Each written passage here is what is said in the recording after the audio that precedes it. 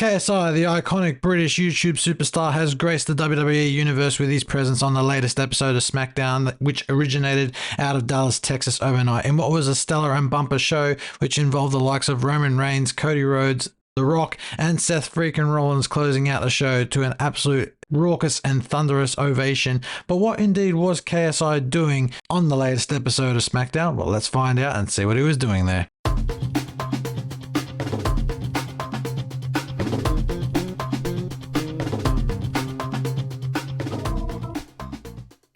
KSI was there, of course, to support his prime co-founder Logan Paul, the current United States Championship, as they made a massive announcement on the latest episode of Smackdown. The announcement being that WWE for the first time has sold sponsorship rights to the center of their ring.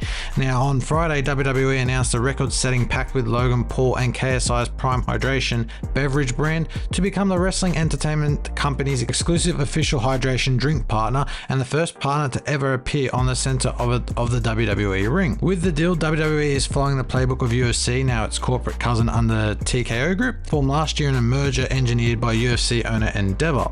Earlier this year, TKO brought together the global partnership teams at UFC and WWE to form a singular global partnerships unit with a unified sponsorship strategy. Now, in terms of Prime Hydration being the sponsor in the middle of the ring, this will only be for exclusive premium live events, starting with WrestleMania 40 in just under a month's time. So that'll be quite an interesting thing to get used to. I'm sort of been used to the plain mat throughout all my years of watching WWE, so the fact to see sponsor in the middle of the ring will take some getting used to at first. There was a funny tweet on X where it was like Gunther, who's known for respecting the mat, would see that and just tear his face up at that and go, what the hell is that? What is that? It looks disgusting and it's not part of respecting the ring.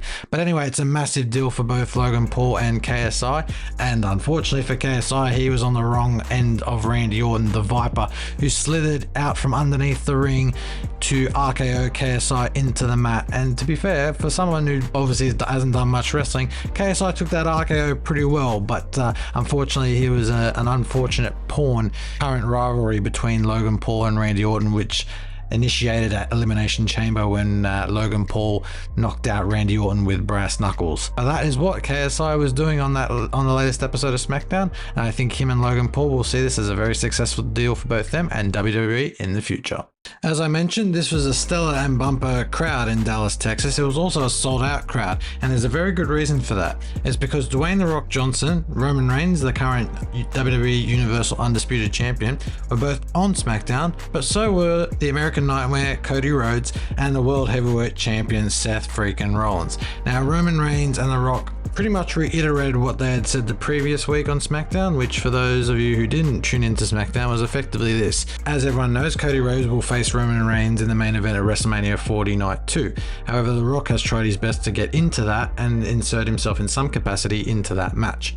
Now, as a result of The Rock slapping Cody Rhodes at the WrestleMania press conference in Las Vegas around a month ago now, Cody Rhodes then challenged The Rock to a match at the Elimination Chamber in Perth, and as a result of that, The Rock on last week's episode on SmackDown then issued a counter offer to Cody Rhodes' challenge, and it went something like this.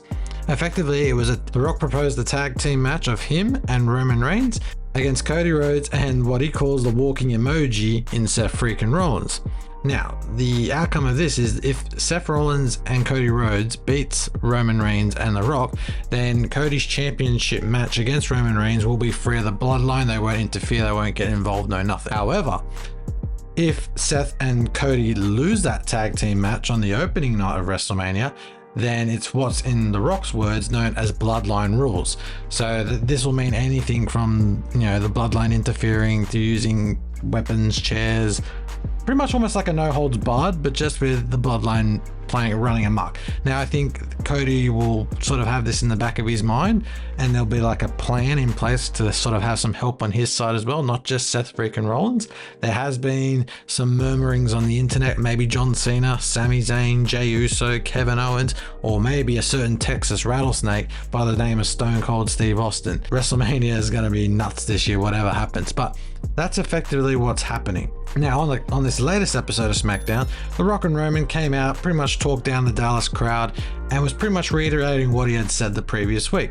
When out came Cody and Seth through the crowd, a bit reminiscent of the Shield's entrance back in the day when Roman, Seth, and Dean Ambrose used to walk through the crowd and do their much beloved entrance for everyone. And as they got into the ring, they sort of had a stare down, and differing chants were going on, some for Cody, some for Rock, some for Roman, but a lot were singing Seth Rollins' theme song, you know, the oh. Yeah, anyway, a lot were singing that. Then Cody cut a little bit of a promo. Then The Rock rebutted a little bit backwards, saying, look, you know what's going to happen. What's your answer to our challenge? And before Cody could even respond, Seth on his behalf accepted for both him and Cody. And now this led Seth to go into a tirade where he pretty much goes, you've had your moment was 20 years ago, stop getting involved in our moment and leave us be. And The Rock was like, no, I'm your boss, I'm in charge of you. I can get rid of that title, make it go away. I can make sure Cody never beats Roman and is never the champion. And then he brought up Cody's family, specifically siblings, and the fact that there's a bit of an age gap between, you know, his older brother Dusty and Cody himself. And this is where The Rock stuffed up. He said that Cody was a mistake. Now, at this point in time, there's only about a couple minutes left of SmackDown, so they were trying to wrap things up before the broadcast was cut. And so Cody didn't really say anything, but what he did do was he slapped The Rock across the face in an act of brutal payback, as it is. And the show ended with the Roman with a look of concern on his face looking at The Rock, and Seth and Cody just staring daggers at both Roman and Rock. So whatever happens from this point forward is going to be quite interesting, I think. And it just sets up an unbelievable road to WrestleMania and an unbelievable event. I think the tag team match, if I'm making early predictions, I think it's going to be a Bloodline Rules match for Cody and Roman, because I think Rock and Roman will win that tag team match. At least I think that's the direction they're going to go, just to make that championship match for Cody and Roman more entertaining and more chaotic. So I guess we'll have to wait and see what happens, but an absolute drama-filled end to the end of SmackDown. That has been the end of this video, guys. I hope you have enjoyed watching. What do you guys think of KSI and Logan Paul's partnership now with the WWE, and what do you think of that design in the middle of the ring for all premium live events going forward? Let me know in the comments. I think it looks pretty tacky, but that's just me. Also, let me know what you think of the ongoing feud between Rock, Roman Reigns, Cody Rhodes, and Seth freaking Rollins, as I'd love to hear your opinions on that. But don't forget to like, share, and subscribe so you never miss another video. And yeah, I hope all is well, and I'll see you with another video very, very soon. Have a good one, guys, and I'll catch you later.